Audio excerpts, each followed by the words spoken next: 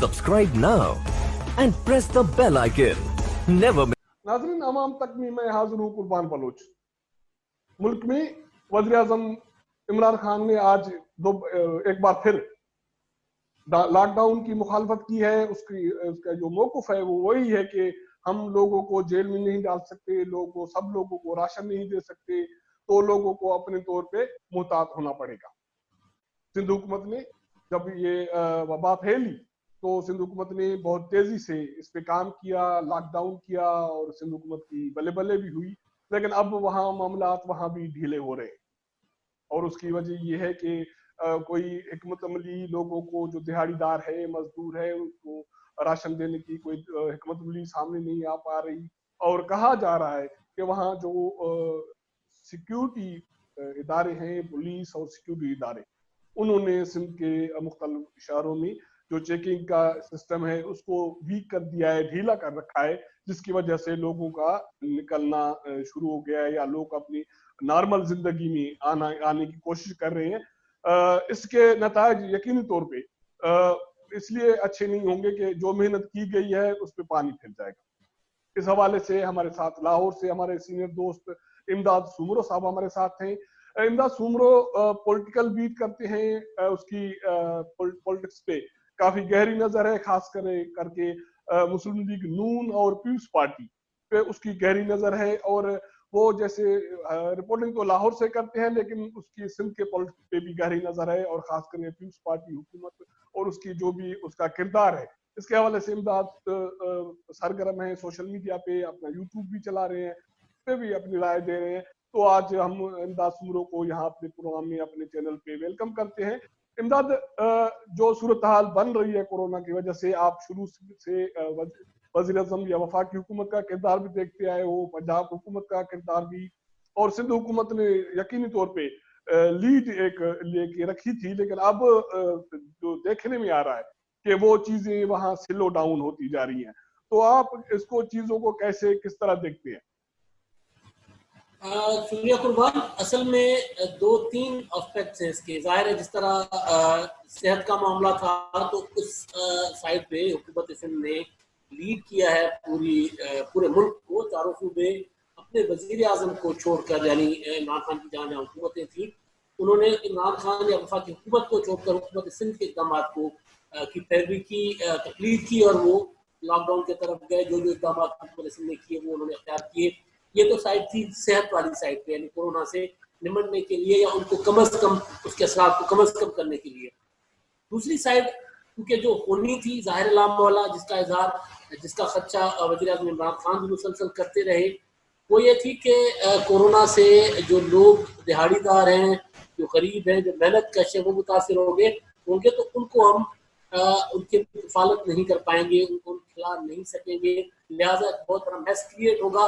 और इमरान खान का खदशा था कि कोरोना से बड़ी तबाही आएगी। अल्लाह का शुक्र है कि अभी तक पाकिस्तान में इस तरह के हालात नहीं पैदा हुए जिनका खदशा इमरान खान कर रहे थे। पहले 14 दिन जो थे लॉकडाउन के, वो बखैर और आफियत गुजर चुके हैं। लोगों ने अपने तौर पे आज जो है वो वफाकी हुकूमत ने, और 2 से 3 दिन हुए हैं हुकूमत सिंध ने बाज़ाब्ता तौर पर लोगों को राशन पानी और माली इमदाद पहुंचाना शुरू किया। माली इमदाद तो हुकूमत सिंध ने गुज़िश्ता 1 हफ्ता कबल उन्होंने जो है तकरीबन 1 लाख लोगों को, या 94,000 लोग थे जिनको उन्होंने ज़कात के जो मुस्तहिक़ीन थे, उसी नंबर को जो है उन्होंने 6,000 फी जो है वो पर्सन जो फीकस वो जारी की थी। लेकिन बहुत थोड़ी तादाद है, लेकिन वो उन्होंने की। तो अब जो असल इम्तिहान है सिंध हुकूमत का, जो लीड ले रही थी मुसलसल, उनका असल इम्तिहान ये है कि ये जो इमदाद जो सिंध हुकूमत दे रही है, मुखैर हसलात जो कर रहे हैं, या उसके अलावा जो वफाकी हुकूमत दे रही है, तो वो सही लोगों तक पहुंचे। मुझे ये, मैंने जो बात कर रहा हूँ, ये मैंने सिंध के जो मिनिस्टर्स हैं जिनके साथ हमारी रहती है, उनके साथ भी मुसलसल उनको भी यही गुजारिशात करता आ रहा हूँ कि जो कराची से, यानी जो सूबाई दारुल हुकूमत है या सूबाई हुकूमत जो बुनियादी तौर पर है, उनकी नीयत पर तो हम शक नहीं कर सकते, लेकिन नीचे तक जाते जाते जो 100 रुपया जा रहा है वो 10 रुपया ना रह जाए, जो माजी में होता आ रहा है, या जो हम मुख्तलिफ उसमें करते आ रहे हैं। लेकिन सिंध के का जो मुझे जिस चीज का थोड़ी सी उम्मीद कहते हैं, जिस वजह से मैं थोड़ा सा पूरा एतमाद भी हूँ कि सिंध को, इसी हुकूमत को दो बड़े सैलाबों का पिछले 10 सालों में तजुर्बा है। वहां पर उसको लोगों को जो मर्दों के एक किराए तो होती है, लोग करोड़ों लोग जब मुतासिर हों तो सारे लोग मुतमईन नहीं होते। लेकिन अब असल इम्तिहान जो है हुकूमत का वो यही है कि लोगों को वबा से भी महफूज रखें और भूख से भी बचें। चाहे एक बंदा, एक बच्चा या एक बेरोजगार का खानदान भी अगर भूखा रहता है तो इसकी जिम्मेदारी बराह रास्त बिलावल भुट्टो पर आती है, मुराद अली शाह पर आती है, क्योंकि जिन्होंने लीड लिया है इस सारे मामले को, दायरे की जिम्मेदारी है, लोगों ने वोट भी दिया है।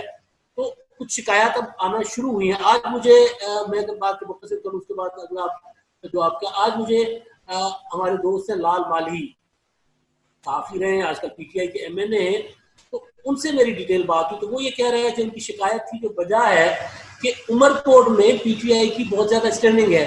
वहां पे जो काम हो रहा है तो उमरकोट तक पार करने, वहां पे पीटीआई के लोगों को मुशावरत में शामिल नहीं किया जा रहा। मुराद अली शाह ने कराची में तो तमाम जमातों को बिठा दिया, अब उमरकोट हो, दादू हो, सांगड़ हो, खिपरो हो, जहां जहां अपोजिशन की स्टैंडिंग है वहां अपोजिशन के साथ बिठाना चाहिए हुकूमत सिंध को, ताकि उसकी एक नजर होती है और ये इसमें हुकूमत का ही फायदा होगा। अगर कोई नीचे बैठे हुए लोग, डिस्ट्रिक्ट में बैठे हुए लोग अपना सियासी फायदा ढूंढेंगे तो उनको नुकसान होगा। ये शिकायत अब आना शुरू हुई है जिन पर हमारी भी नजर है जाहिर है, और हम उसका बिल्कुल भी किसी किस्म की भी कोई रियायत नहीं होगी कि लोगों को, चाहे वो जिस भी जमात से है, उनको इस अमल में शामिल किया जाना चाहिए। अगर हम फलाई तंजीमों कर रहे हैं तो पॉलिटिकल पार्टीज को क्यों नहीं कर रहे हैं जिनकी स्टैंडिंग है ग्राउंड पे। तो ये चीजें अब सामने आना शुरू हुई है जिनको ओवरकम करने की जरूरत है। कराची से बैठकर मुराद अली शाह करें या बिलावल साहब करें, उनको इन चीजों का की निगरानी और नजर, इन पर नजर रखनी होगी इन चीजों पर। इमदाद, आपको ये एक तासुर ये दिया जा रहा है कि सिंध हुकूमत ने लॉकडाउन में पेशकदमी की और पेशरफ्त की और बहुत अच्छी उसकी सारा हुई वफाकी हुकूमत की तरफ, लेकिन ये चीज उस वक्त तक चलती रही जब कल से उन्होंने एक जो भी दिहाड़ीदार लोगों के लिए एक राशन के लिए पैसे जारी किए, उसके बाद ये चीजें स्लो डाउन हो गई और ये एक इल्जाम लग रहा है सिंध हुकूमत पे कि उन्होंने ये जो सरगर्मी जो भी दिखाई तो इसलिए दिखाई कि पैसे जारी करने थे और जाहिर है पैसे जारी होंगे। अभी तक कोई वाज़ेह हिकमत भी सामने नहीं आई, तो उन पैसों में जैसे एक इल्जाम लगता रहा है पीपल्स पार्टी हुकूमत पे, सिंध हुकूमत पे, कि पैसे बहुत सारे खुर्द बुर्द होंगे, लोगों को जो भी मुस्तकी हैं उनको इमदाद नहीं मिलेगी। तो इसकी वजह ये है कि अब इसीलिए सिंध गवर्नमेंट स्लो हो गई है कि पैसे जारी करने थे, उसमें अगाड़ पछाड़ करनी थी, तो अब वो जब हो गए तो सारा कुछ ठंडा हो गया। मुमकिन है ये हो, हमारे निज़ाम में इस चीज की गुंजाइश मौजूद होती है, बल्कि बहुत ज्यादा होती है। जैसे मैंने पहले कहा ना कि 100 रुपया जाके 10 रुपया ना रह जाए, तो मुमकिन है हो। लेकिन हुकूमत सिंध से, जैसे मैंने पहले कहा कि बात हो रही थी, उन्होंने कहा कि उन्होंने ऑफिशियली अभी तक तो जब ये इल्जाम आ रहे थे, मुख्तलिफ वीडियोस चल रही थी, तो उनका ख्याल ये है कि उनका बल्कि जो जवाब होता है, रद्दमल आता है, वो ये कि उन्होंने अभी तक सामान पहुंचाना शुरू ही अब किया है। तो करप्शन की बात तो, और ये होगा, मैं ये नहीं कह रहा कि वो जो इल्जाम आज हो रहे हैं वो होगा। इस वजह से मैं बार बार कह रहा हूँ कि अपोजिशन को भी साथ बिठाकर उनको भी मिलाएं ताकि चीजें स्मूथली लोगों तक पहुंचे। तो जो ये जो फंड्स वाली बात है, फंड्स उस तरह मेरा ख्याल है जो हुकूमत सिंध ने जारी करने थे, या जो क्योंकि अभी तक वो फंसे हुए थे, जो बाज़ाहिर नजर आ रहा है वो तो फंसे हुए थे सेहत वाली साइड पे, वो उस साइड पे जो उन्होंने काम किया वो उतने पैमाने पर उनको नहीं हम कह सकते कि उसमें से खराबियां निकली थी। खराबियां सामने अब आएंगी लोगों ने, क्योंकि यहाँ पे बराह रास्त पैसा इन्वॉल्व है। यहाँ पे जो राशन का इमदाद की तकसीम का काम है, यहाँ पे बराह रास्त पैसा इन्वॉल्व है। तो जितनी चौकस, मैं बार बार बात कर रहा हूँ, जितनी चौकस हुकूमत सिंध पहले थी उससे 10 गुना ज्यादा होना पड़ेगा उनको, ताकि लोगों तक चीजें जो है वो पहुंचे जिनके लिए हैं। और ये होगा खुद भी जो वो लोग हराम खाने के आदमी हैं, वो तो कफन बेचकर भी हराम खाते हैं। वो हम नहीं कह सकते कि वो वहां नहीं है, बड़ी तादाद में है, और वो दिहाड़ियां मारने की, लगाने की कोशिश भी करेंगे। इसलिए मैं बार बार कह रहा हूँ कि असल इम्तिहान तो अब ऐसे हुकूमत का, जब बराह रास्त पैसे की इन्वॉल्वमेंट हो रही है तो उस पर नजर रखना। इमदाद, एक ये भी महसूस किया जा रहा है कि कुछ दिन शुरू वाले दिन सिंध के सीएम बहुत सरगर्म नजर आए मीडिया पे भी, और इस लॉकडाउन के हवाले से और कोरोना को रोकने के हवाले तहफुजात के उसको तहफुज लोगों को फराहम करने के हवाले से अब वो बैकग्राउंड में चला गया है, वो सरगर्मी नहीं दिखाई दे रही। और दूसरी बात ये कि ये लोग लेबर जो दिहाड़ीदार है, वो होटल पे मजदूर है, वो बेरा है, वो छापड़ी वाला है, वो रेढ़े वाला है, अभी सिंध हुकूमत के पास एक लेबर डिपार्टमेंट है और पूरी मिनिस्ट्री है, अभी तक क्या जवाब है कि अभी तक कोई डेटा सामने नहीं है, कोई हिकमत मुझे राशन देने के हवाले से कोई सामने नहीं आई। ये बदकिस्मती है हमारे मुल्क की कि यहाँ पर मेहनत कश रजिस्टर्ड ही नहीं है। इस वजह से ये प्रॉब्लम आ रही है। जो आम बेचारा दिहाड़ीदार मजदूर है जो कहीं काम करता है रोजाना होटल पर या किसी कंस्ट्रक्शन बिल्डिंग पर कहीं, उसकी तो और बात है, लेकिन जो सनतों के अंदर काम करने वाले मजदूर हैं वो भी 2-4% भी रजिस्टर्ड नहीं है। लिहाजा ये क्योंकि सिंध में 10 साल से पीपुल्स पार्टी 12 साल से हुकूमत में है, तो ये पीपुल्स पार्टी किसी पर इल्जाम नहीं आयद कर सकती कि उन्होंने बिल्कुल जो है वो कुछ इस्लाहात की हैं, लेकिन ये वाले जो मजदूर है ये सारे के सारे रजिस्टर्ड हो जाने चाहिए थे, वो नहीं हुए। तो अभी हुकूमत सिंध की जिम्मेदारी कि अगर वो इस्लाहात नहीं ला सके तो अब कम से कम एक घर में जाकर ये चीजें बदकिस्मती है। स्लो डाउन जो वाली बात थी आपकी, वो जाहिर है जब एक चीज शुरू में आती है तो मीडिया भी उसको उसी तरह फोकस कर रहा था, मीडिया भी उस तरह चीजें पॉइंट आउट कर रहा था। दूसरा, लोग ये देख रहे हैं कि अगर मैं सड़क पे खड़ा हूँ, मेरी ड्यूटी है, तो मैं देख रहा हूँ कि यार एक मजदूर बेचारा वो कह रहा है मेरे घर में कुछ नहीं है तो मैंने जाके कुछ करना है, तो पुलिस वाला उसको छोड़ देता है। मैं अगर उनकी जगह होता हूँ तो यही करता हूँ कि यार इस बंदे को अगर मैं कुछ दे नहीं सकता तो चला जाए। तो ये चीजें भी, क्योंकि वक्त के साथ साथ हुकूमत को जो सिस्टम इवॉल्व करना था ना, अब अभी तक उससे हुकूमत कर सकी है ना वफाकी। 14 दिन हो गए थे, 14 दिन के बाद हमारा मुल्क लंबा लॉकडाउन बेशक अफोर्ड नहीं कर सकता, लेकिन 14 दिन के बाद इंडस्ट्रीज के लिए, सनतों के लिए कोई एक एसओपी बनता और ये होता कि अगले 14 दिन 28 दिन पूरे होने के बाद हम मिल्स या फैक्ट्रियां खोल लेते ताकि वहां पर लोग कारोबार अपना मजदूरी करते और लोगों के घर का चूल्हा जलता। तो ये 14 दिन जैसे मैंने पहले कहा तो खैर खूबी से गुजर गए। अब हमारे असल जो इम्तिहान है हमारा हुकूमतों का, वो ये अब वाले 14 दिन है।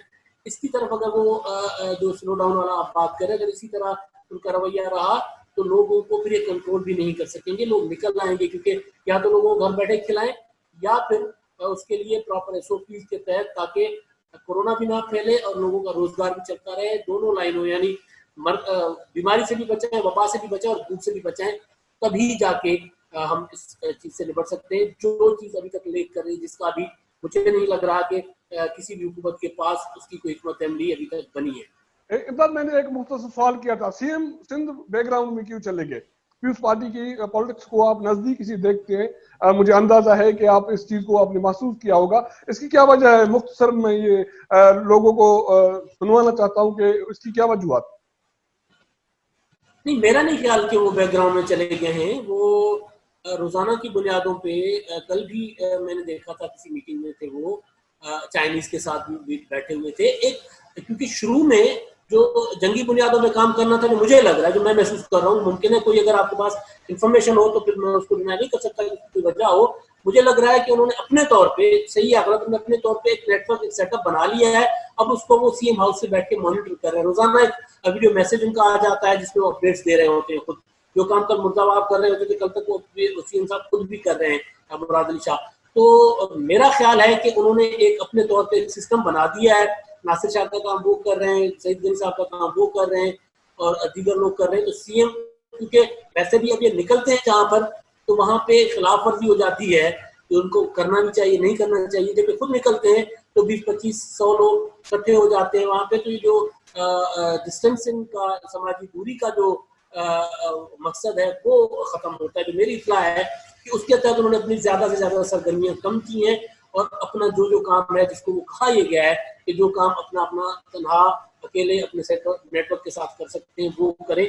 तो मेरे सामने तो ये रीजन है, लेकिन अगर कोई उसके पीछे कोई पॉलिटिकल रीजन हो तो उसका से मैं बहरहाल अभी तक लायल हूँ। नाज़रीन, ये हमारे सीनियर दोस्त थे इमदाद सुमरो लाहौर से।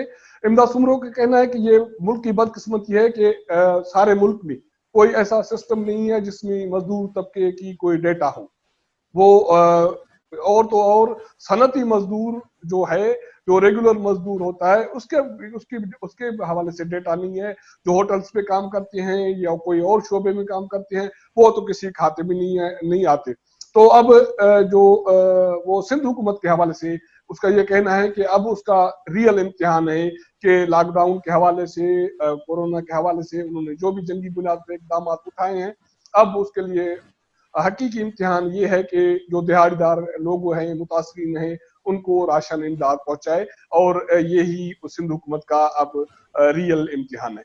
तो ये हमारे जो आज के हवाले से इमदाद सुमरू साहब के जो इजहार ख्याल किया है, वो हमने कोशिश किया आप तक पहुंचाने की। हमारा चैनल देखते रहिए, उसको शेयर करें और सब्सक्राइब करें।